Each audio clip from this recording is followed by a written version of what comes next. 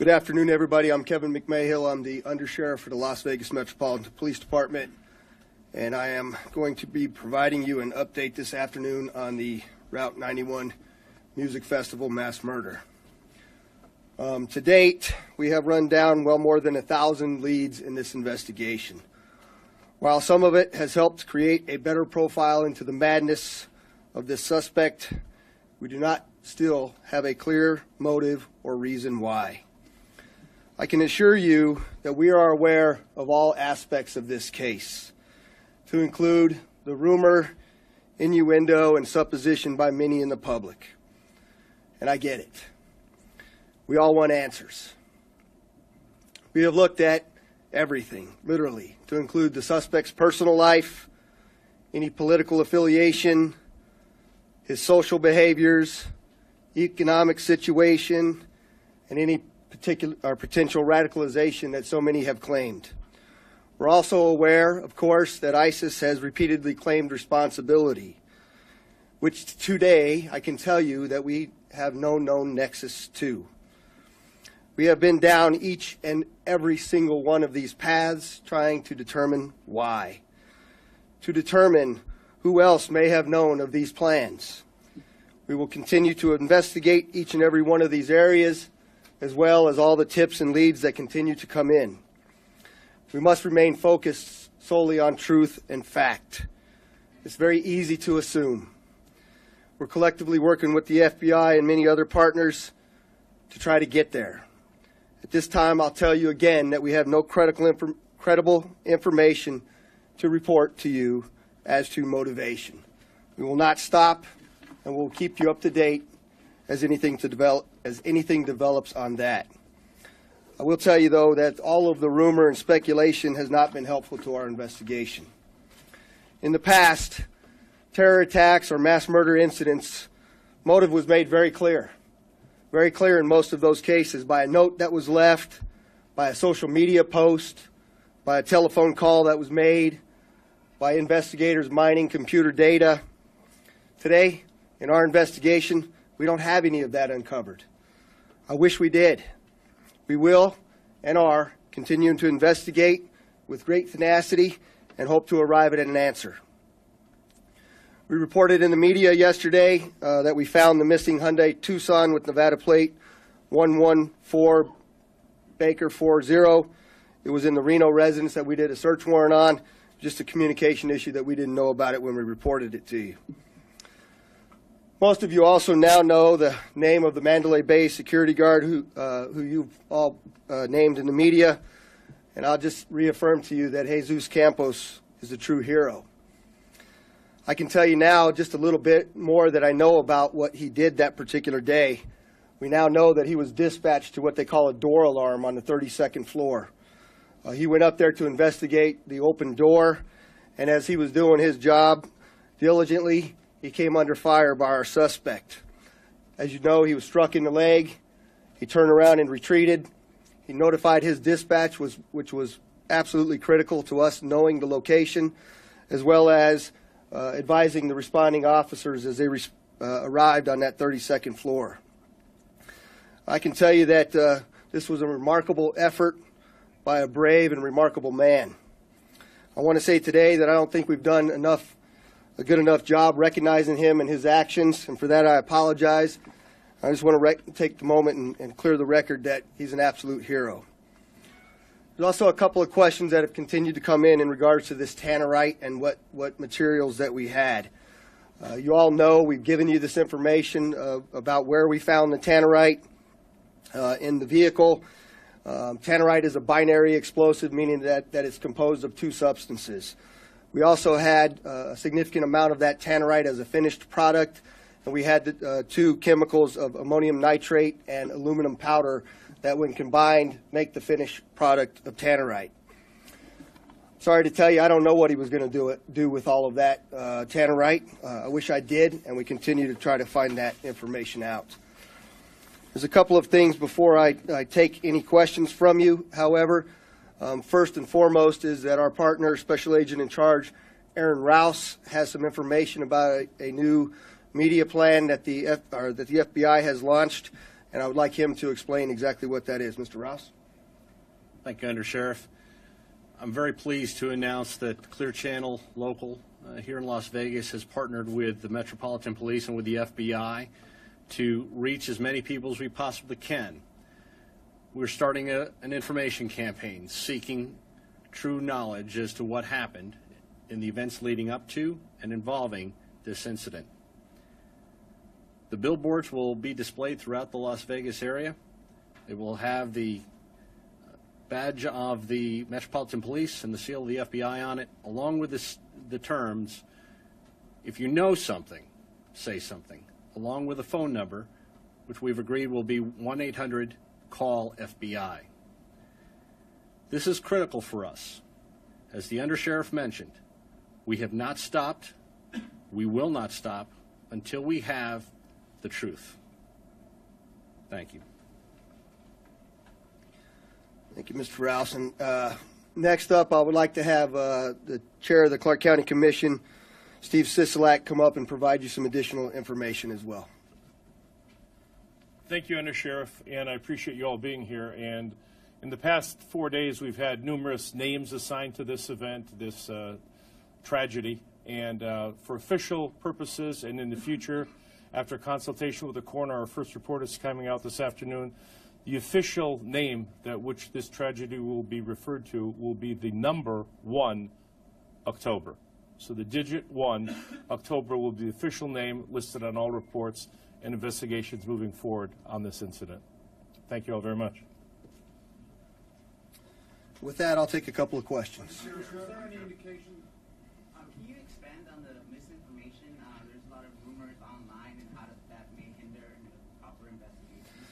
Yeah, listen, I mean, we have a responsibility as law enforcement organizations to run down each and every lead, to debunk them, to determine whether there's any validity to those leads. And so, as I told you, we have a significant number of those. The investigative effort is massive.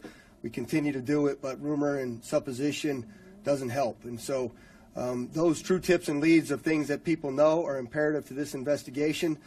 But just because you think you know something doesn't necessarily mean that you do. If you have factual information that you can provide us in regards to this investigation, it would be helpful to us. Thank you. I understand that motive is still unclear. However, can you confirm that investigators, while recovering these numerous electronic devices and cameras, they may have recovered a video in which the suspect may have alluded to his motive, or any type of video regarding the shooting?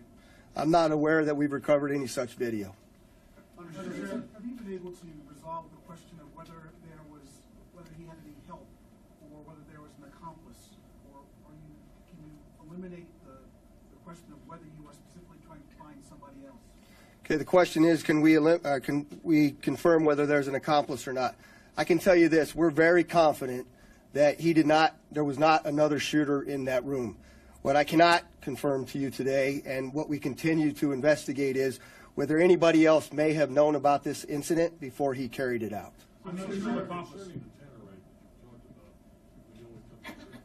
You're going to have to speak up. I'm sorry. Concerning the question of tannerite, what it's being used for, was there any indication that anything was found in his vehicles or his home, that there was a chance this guy was putting together IED, with shrapnel, with containers, or anything else like this, or was this just a standardized package that's normally sold? Right. The question is about the tannerite that we found and whether we believe he was trying to make it into an IED. I can tell you we found it in the condition that it was, and it did not resemble an IED. I don't know if you guys talked about this or not, but in the video of the Mandalay Bay, have you reviewed all that to see if somebody else came with him, or all those days prior? The question is, have we reviewed the video from the Mandalay Bay? I can tell you that there's voluminous amounts of video from many different locations. We have reviewed it, and we have not located any other person that we believe to be a suspect at this point. Was there any indication that someone else used his card key to get into his room while he left the hotel? The question is do we know that anybody else used a room key for the hotel room, and we do not believe that happened. Do we know? Can you comment on whether the shooter had any mental health diagnosis, whether he was reported taking Valium or another medication? The question is about the medical status. That is another aspect of the investigation we're keenly interested in, and we're continuing to investigate that. Are you looking at whether he was... Go ahead, sir. On the timeline, so the security officer tells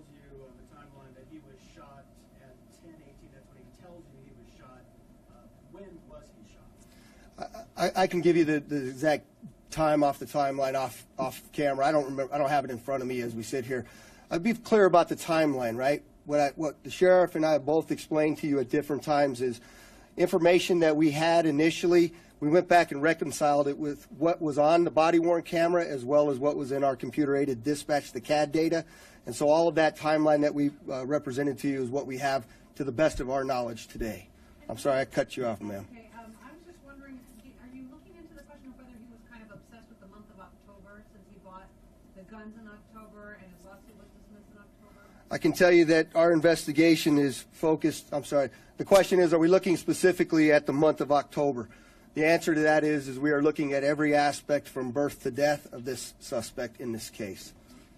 So just to go back to the security guard, are you able to tell us what time the alarm went off on the 32nd floor and why it was going off? And is it at all possible that the security guard was shot before Paddock was firing into the crowd? So you have a two-part question, is what time did the suspect go up, or I'm sorry, the security officer arrive to check the door and why? The question, or the answer is that the door alarm went off, indicating that the door was ajar. So the officer was dispatched up to check that specific time. We have it. I don't know what it is. And I'm sorry, your second question? Is it possible that he was shot before Paddock was even firing? The question is, was the security officer shot before the suspect was shooting into the crowd? The answer to that is yes, we believe he was shot. That we believe that he was shooting into the crowd, and then the security officer was shot during that event.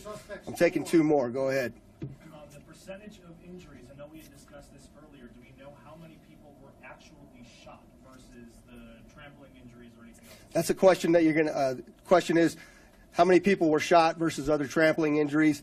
As you well know, the number that we continue to look at both for dead and injured, and we still have obviously critically injured people in the hospitals. You notice I'm not giving you a number because that number continues to change every day. People are being discharged from the hospital, and I'll let the coroner answer those questions because he's best provided to give you the information in regards to whether somebody received a gunshot wound or another type of wound. Just to clarify a report about a key being used, his room key being used when his car was out of the garage. Did that happen? The question is, was his vehicle being used while his room key? Was his vehicle out of the garage while his room key was being used? I'm not aware of that information, sir. No. Last question. I thought you might address this at the beginning, so do it at the end. Well, maybe 22,000 people have belongings there. When are they going to get it back? When are they going to? Maybe the FBI and Metro can tell us. Yeah. So we've answered that question a couple of times, Ken. But the question is, when are people going to be able to get their property back? As you can imagine, we have thousands of pieces of property that were left on the field that particular day. We are diligently working to find how it is that we can appropriately document the evidence where it lay and catalog it, collect it, and then find the mechanism to get that back to the people that actually own it. I believe we're still probably about 4 days away from allowing that to happen. And the final thing I'd just like to close out by saying to you that it's really imperative that the listening public have a very clear understanding that there are still a number of people out there that know that something looked out of place. Someone may have been acting suspiciously that night or in the years prior, the months prior. Somebody that may have seen something or knows something, much to like the FBI SAC mentioned. If you know something, you need to say something. Please provide that information to us at that 1-800-CALL-FBI, and we'll continue to update you as this investigation continues. Thank you very much. What will the victims